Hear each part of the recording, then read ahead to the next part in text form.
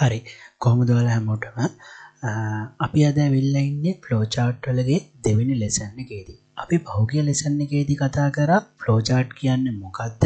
ඒ වගේම කොහොමද flow chart එකක් අඳින්නේ? ඇයි අපි ෆ්ලෝ chart අඳින්නේ? ඒ වගේම ෆ්ලෝ chart අඳින්න අපි භාවිතා කරන සිම්බල් හැම එකක් ගැනම අපි කතා කරා.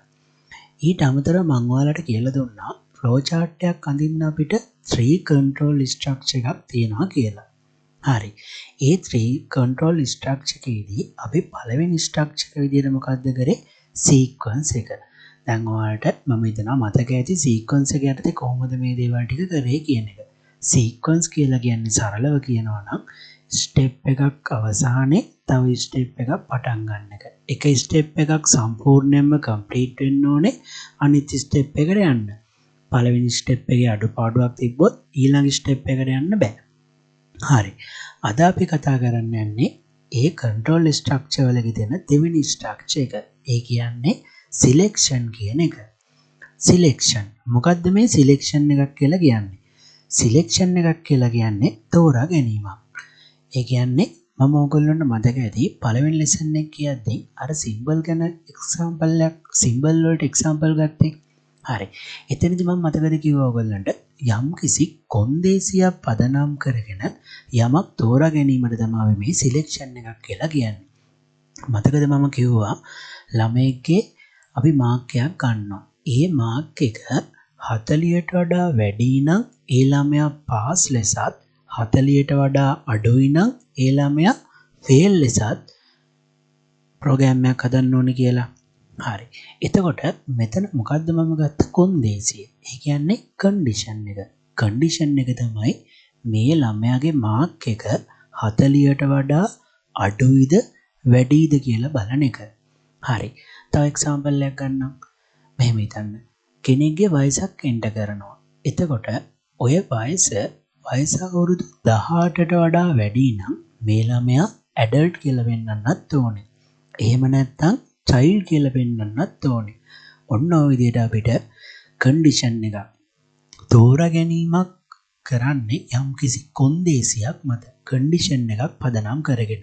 මම හිතනවා දැන් ඔයාලට මම කිව්ව දේ මොකක්ද කියන එක පැහැදිලි ඇති කියලා. හරි. එහෙනම් අපි බලමු කොහොමද කන්ඩිෂන් එකකින් ෆ්ලෝ chart එකක් අඳින්නේ කියලා. හරි. මම ඔයගොල්ලන්ට ක්වෙස්චන් එකක් දෙන්නම්. හරි. මේක තමයි අපි සිලෙක්ෂන් එකක් යටතේ කරන්න බලාපොරොත්තු වෙන පළවෙනි ක්වෙස්චන් එක. හරි. මොකක්ද ක්වෙස්චන් එක? Input mark. If mark is greater than 40, display pass. If not, display fail. ඒ කියන්නේ අපිට මාක් එකක් ඉන්පුට් කරන්න ඕනේ. පැහැදිලිද? මොකක් හරි සබ්ජෙක්ට් එක මාක් එකක්. මේ ඉන්පුට් කරන මාක් එක 40ට වඩා වැඩි නම් පාස් කියලා පෙන්වන්නත් ඕනෙලු 40ට වඩා අඩුයි නම් ෆේල් කියලා පෙන්වන්නත් ඕනෙලු. හරි. දැන් මෙතන කොන්දේසිය තමයි මෙන්න මේ දෙන මාක් එක 40ට වඩා අඩුද වැඩිද කියලා බලන එක. හරි. අපි බලමු කොහොමද මේක ඩ්‍රෝ කරන්න කියලා. හරි. හරි. එහෙනම් දැන් අපි ඩ්‍රෝ කරලා බලමු කොහොමද මේ ෆ්ලෝ chart එක ඇඳෙන්නේ කියලා. හරි. අපි ඉස්සරොම මතක ඇති ස්ටාර්ට් එකක් දාන්න ඕනේ කියලා කිව්වා. ස්ටාර්ට් එකක් අනිවාර්යෙන් තියෙන්න ඕනේ ෆ්ලෝ chart එකකදී. හරි. ඕනම් ප්‍රෝග්‍රෑම් එකේ ස්ටාර්ට් එකක් තියෙනවනේ. හරි. ඊට පස්සේ ඔන්න මොකද තියෙන්න ඕනේ? හරි. මාක් එකක් ඉන්පුට් කරගන්න කියලා තියෙනවා. එහෙනම් ඉන්පුට් කරගන්න අදාළ සිම්බල් එකත් අපි ඩ්‍රෝ කරගන්න ඕනේ. හරි. ඉන්පුට් කරගන්න අපි දෙයක් මෙන්න මේ සිම්බල් එක යූස් කරලා. හරිනේ. ඔන්න මම දැන් ඒ සිම්බල් එකක් මෙන්න මේ මැද ගත්තා. ඊට පස්සේ මම මෙහා ගාවට ගිහිල්ලා මෙන්න මේ මැතුළේ ලියනවා input mark කියලා. හරිනේ. ඔන්න ඔය විදිහට input mark කියලා මම ලියුවා. හරි. ඊට පස්සේ මොකද්ද කරන්න ඕනේ? දැන් තෝරා ගැනීමක් තියෙන්න ඕනේ. ඒ කියන්නේ decision එකක් අපි ගන්න ඕනේ. මොකද්ද? මේ මාක් එක 40ට වඩා අඩුයිද වැඩිද කියලා බලනවා. හරි. ඩිසිෂන් එකක් මේක් කරන්න අපි මොකද්ද යූස් කරනවා කිව්ව සිම්බල් එක? මෙන්න මේ සිම්බල් එක. හරිනේ. දැන් මෙන්න මේ සිම්බල් එක යූස් කළා මම. හරි. යූස් කරා සිම්බල් එක. හරිනේ. ඊට පස්සේ මොකද්ද කරන්න ඕනේ? මෙන්න මේ මාක් එක 40ට වඩා අඩුයිද වැඩිද කියලා බලනවා. හරි. එහෙනම් කොහොමද දැන් මේක අපි ඩිසිෂන් එක මෙතනට ඇඩ් කරන්නේ? ඒ කියන්නේ ඩිසිෂන් එක තෝරගන්න අවශ්‍ය කරන කන්ඩිෂන් එක මෙතනට ඇඩ් කරන්නේ කොහොමද? හරි. කරන්න තියෙන්නේ මෙච්චරයි. මෙන්න මේ මාක් එකනේ මං කිව්වා මේ මාක් කියලා අපි හදාගන්නේ පොඩි වේරියබල් එකක් නේද? తాවකාලික මතකයක්. යූසර් දෙන මාක් එක తాවකාලිකව මෙන්න මේ මාක් කියන වේරියබල් එකට මොකද්ද කරගන්නේ? ආදේශ කරගන්නවා. හරි. එක්සැම්පල් එකක් විදිහට යූසර් දැන් ලකුණු 50යි කියලා දෙනවා. 50යි කියලා දෙනවා නම් මොකද්ද? දැන් මේ මාක් කියන තැන තියෙන්නේ කීයද? ලකුණු 50යි. හරි. එහෙනම් මොකද්ද කරන්න ඕනේ? අපිට කරන්න දෙන්නේ මෙච්චරයි ළමයි.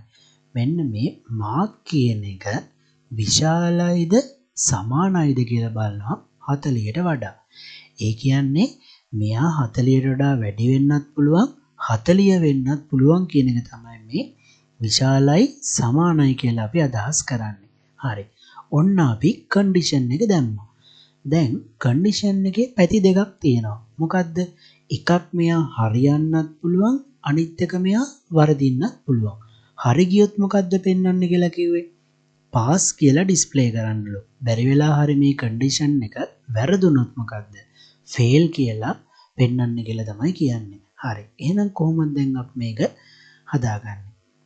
කරන්න තියෙන ළමයි මෙච්චරයි. හරි. අපි මෙන්න මේ පැත්ත නෝ කියලා අපි හදාගමු. ඒ කියන්නේ මම මෙන්න මේ විදිහට එකක් දාගත්තා. හරිනේ. ඒ කියන්නේ මෙයා මම මෙන්න මේ හරියේ ලියන්න පුළුවන් මම මෙතනට මෙන්න මේ වගේ නෝ කියලා ලියනවා. ඒ කියන්නේ මෙයාගේ වැරදුනොත්. හරි. වැරදුනොත් මොකද්ද වෙන්නන්නේ කියලා තියෙන්නේ? print කරන්නලු. print කරන්නලු මොකක් කියලාද? message එකක් නේ දැන් print කරන්නේ. එහෙනම් අපි message එකක් print කරන නිසා මෙන්න මේ වගේ double quotation දෙකක් ඇතුලේ තමයි අපි අපේ message එක display කරන්න ඕනේ. හරි. ඔන්න print කරා. බැරි වෙලා හරි දැන් මෙතනට user mark එක 35යි කියලා දුන්නොත් 35 කවදාවත් 40ට වඩා විශාල වෙන්නේ නැහනේ. එහෙනම් වැඩ කරන්නේ මෙන්න මෙයා. හරි. දැන් මෙතනට 50යි කියලා දුන්නා කියලා හිතන්නකෝ. 50යි කියලා දුන්නොත් මොකද්ද වෙන්න ඕනේ? මේක හරි නේද? ඒ කියන්නේ yes පැත්තනේ. එහෙනම් ඔන්න මම මේ විදිහටම yes පැත්තත් draw කරගන්න තමයි යන්නේ. හරි. ඔන්න මම තවත් මේ වගේ output එක පෙන්වන්න පුළුවන් box එකක් ගත්තා. මෙයා තුල මොකද්ද මම කියන්න ඕනේ? එහෙනම් මෙයාගේ yes එකනේ. එහෙනම් print මොකද්ද message එක display කරන නිසා අපි quotation දෙකක් double quotation ඇතුලේ තමයි දාගන්න මේක. හරි. මෙන්න මේ විදිහට pass කියලා දෙන්න ඕනේ. හරිනේ. දැන් මොකද්ද කරන්න ඕනේ? දැන් ඔන්න condition එකේ අවස්ථා දෙකම හරි. අපිට ඕන මෙන්න මේ හරියට ටෙක්ස්ට් එකක් ඇඩ් කරගන්නත් පුළුවන් මෙන්න මේ වගේ yes කියලා. හරි. මෙන්න මේ විදිහට yes එකයි no එකයි බැලුවා. ඒ කියන්නේ true false කියන අවස්ථා දෙක තමයි බැලුවේ. මොකද true false වෙන්න ඕනේ? මෙන්න මේ condition එක. mark එක 40ද හෝ 40ට වඩා වැඩි නම්. හරිනේ. දැන් මෙන්න මෙච්චරයි ප්‍රෝග්‍රෑම් එක තියෙන්නේ. ඒ කියන්නේ අපි ප්‍රෝග්‍රෑම් එකේ මේ ටික තමයි වැඩ කරන්නේ. ප්‍රෝග්‍රෑම් එක වැඩ කරන විදිය තමයි අපි මේ ෆ්ලෝ chart එකේදී ගත්තේ. හරි. දැන් අපි මොකද්ද කරන්න ඕනේ? මේ ඔක්කොම ටික end එකකට සම්බන්ධ කරන්න ඕනේ. හරි. මම මෙන්න මේ විදියට මේ හරිය ලියනවා end කියලා. හරි. ඊට පස්සේ මම මේ ඉර මෙතන ගෙනලා කනෙක්ට් කරනවා. පැහැදිලිද? දැන් මොකද්ද වෙන්නේ? බලන්නකෝ. මෙයා no පැත්ත වුණොත් fail වෙලා end වෙනවා. මෙයා yes පැත්ත වුණොත් pass වෙලා program එක end වෙනවා. මෙන්න මේ විදිහට තමයි අපේ සම්පූර්ණ flow chart එක draw වෙන්නේ. මේ මොකද්ද කරේ? අපි selection එකක් තෝරා ගැනීමකට තමයි අපි මේ flow chart එක දැන් මම ඔයාලට ඇඳලා පෙන්නුවේ. මං හිතනවා මම මේ කරපු දේ සරලව ඔයාලට පැහැදිලි වෙන්නේ නැති කියලා. හරි. අපි එහෙනම් ඉස්සරහට පාඩම කන්ටිනියු කරන් යමු. තව ක්වෙස්චන් එකක් බලමු. කොහොමද ඒකටත් flow chart එක draw කරන්න කියලා. හරි. අපි selection යටතේ කතා කරන්න යන දෙවෙනි ක්වෙස්චන් එක තමයි මේක. මොකද්ද මේ ක්වෙස්චන් එක? Input number and display the number is even or odd. ඒ කියන්නේ number එකක් user ට කියන්නවලු input කරන්න කියලා. ඒ user දෙන number එක ඔත්තේ සංඛ්‍යාවක්ද ඉරට්ටේ සංඛ්‍යාවක්ද කියලා තමයි බලන්න කියලා තියෙන්නේ. හරි. කොහොමද number එකක් ඔත්තේ ඉරට්ටේද කියලා අපි බලන්නේ. හරි.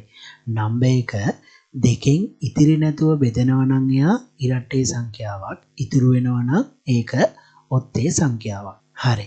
එහෙනම් අපි දැන් බලමු කොහොමද මේ ක්වෙස්චන් එකට ෆ්ලෝ chart එක draw කරන්න කියලා. හරි. මම යනවා ආපහු මේ සයිට් එකට ගිහිල්ලා මම මෙන්න මේ ටික පොඩ්ඩක් අයින් කරගන්නවා. හරි. මම ඔක්කොම ආපහු අදින්න යන්නේ නැහැ. මම මෙන්න මේ ටික විතරක් අයින් කරගන්නවා. හරි. කොහොමත් අපි ස්ටාර්ට් එක දාන්න එපානේ. දැන් ඉන්පුට් කරන්නේ මොකද්ද? මාක් එකක් නෙමෙයි නේද? හරි. ඉන්පුට් කරන්නේ මොකද්ද? ඉන්පුට් කරනවා නම්බර් එකක්. හරි. දැන් කොහොමද අපි අපේ කන්ඩිෂන් එක හදාගන්න ඕනේ? කන්ඩිෂන් එක මොකද්ද? මේ දෙන නම්බර් එක දෙකෙන් ඉතිරි නැතුව බෙදෙනවද කියලා බලන එක. එහෙම වුණොත් නයා ඔත්තේද ඉරට්ටේද කියලා බලන්න පුළුවන් වෙන්නේ. ඔන්න ඕක තමයි අපේ කොන්දේසි විදිහට ගන්න. හරි. දැන් කොහොමද බලන්න ඕනේ? මෙන්න මේ නම්බර් එක. හරි. අපි ෆ්ලෝ chart හරි ප්‍රෝග්‍රෑම් හරි කරද්දී බෙදීම, ඒ කියන්නේ ඉතිරි නැතුව බෙදනවද කියන එක අපි අදහස් කරන්නේ මෙන්න මේ වගේ. පැහැදිලිද? sorry. මෙන්න මෙතන බෙදීම දෙක මෙන්න මේ විදිහට 0 වලට අපි ඉක්වල් කරනවා.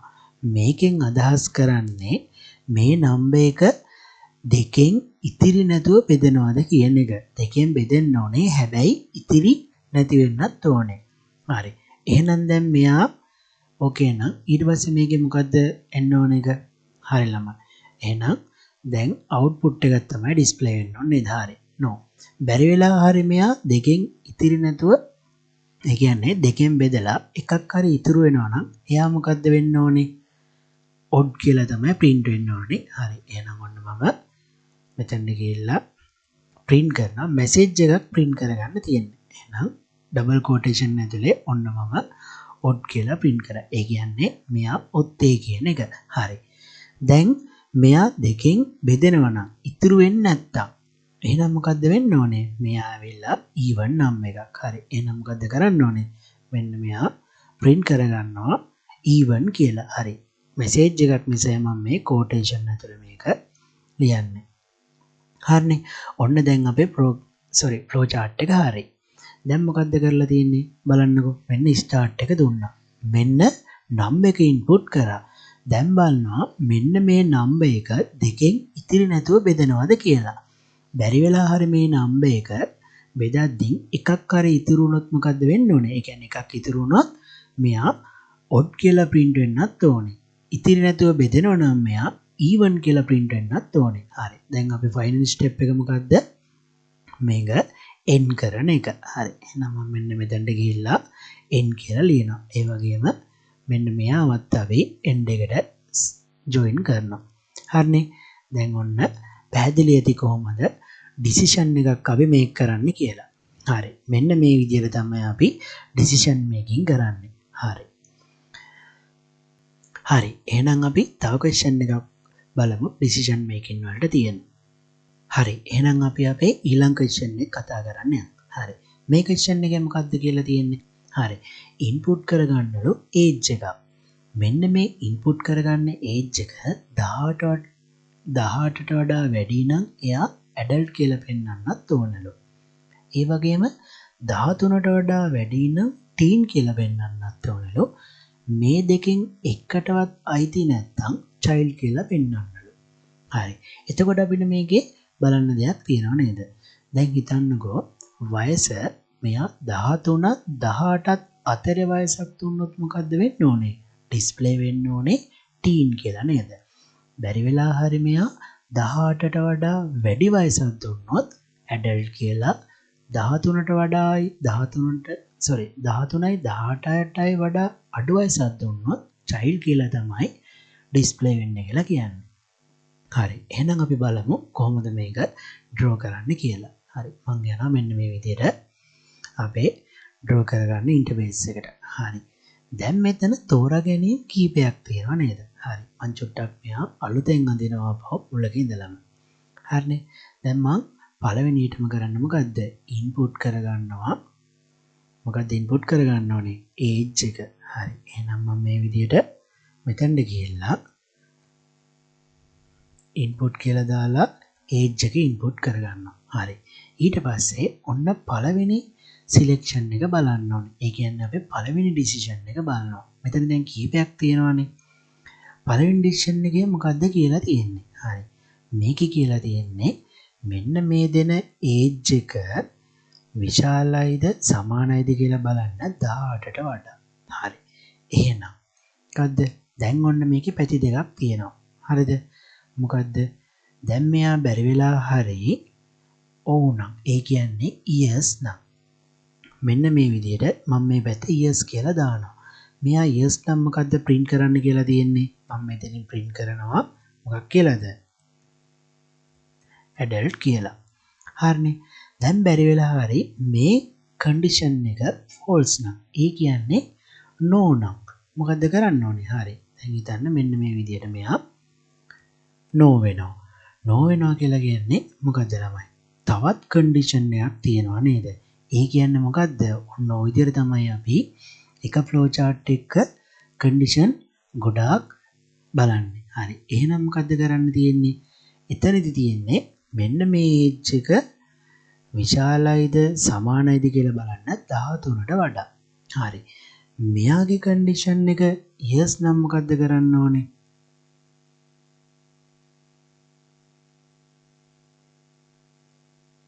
sorry මේක නෙමෙන්න ඕනේ. output එකක්නේ. මෙයාගේ condition එක yes නම් මොකද්ද කරන්න ඕනේ? මෙතන අපි print කරන්න ඕනේ මොකක් කියලාද? teen කියලා. හරි. මෙයාගේ condition එක no වුණොත් මොකද්ද වෙන්න ඕනේ? හරි. එහෙනම් මේ condition එක no නම් sorry මේක නෙමෙන්න ඕන ළමයි. ඒක වරදිනවා හැමතිස්සෙම. හරි. මෙතන output එකෙන් පෙන්නන්න ඕනේ. මෙයාගේ condition එක no වුණොත් මොකක්ද දෙන්න ඕනේ? print කරනවා අපි child කියලා. ඔන්න ඔය විදිහට තමයි අපේ program එක හැදෙන්නේ. දැන් මේ ඇවිල්ලා no පැත්ත මේ ඇවිල්ලා මේ program එකේ yes පැත්ත. හරිනේ. දැන් ඔයාලට පැහැදිලි ඇති. මේ බලන්නකෝ start එක ගත්තා. වයස input කරා. වයස ඉස්සරවම 18ට වඩා වැඩිද කියලා බලනවා. වැඩි නම් එයා කෙලින්ම print කියලා print කරනවා adult කියලා. එහෙම නැත්නම් අනිත් condition එකට ගිහිල්ලා බලනවා. මේ එයා බලනවා 13ට වඩා සමානයිද 13ට වඩා වැඩිද කියලා. එහෙනම් එහෙම හරිනම් teen කියලා බලනවා. මේ condition එකක් නෙමෙයි නම් මොකද්ද? child කියලා තමයි අපි print වෙන්නේ. හරි. එහෙනම් ළමයි අන්තිමෙන් මොකද්ද වෙන්න ඕනේ? මේ ඔක්කොම ටික end එකට connect වෙන්න ඕනේ. හරි.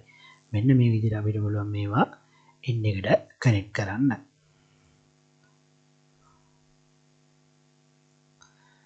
මෙන්න මේ විදිහට අපි හැම එකක්ම මෙන්න මේ වගේ end එකට connect වෙනවා. ඔන්න ඔය විදිහට තමයි මේ flow chart එක අපි draw කරන්නේ. හරි. මං හිතනවා දැන් ඔයාලට decision making කියන එක හොඳට මොළොවට යන්නේ නැති කියලා. හරි. එහෙනම් අපි ඊළඟ දවසේ අනිත් පාඩමෙන් හම්බ වෙමු.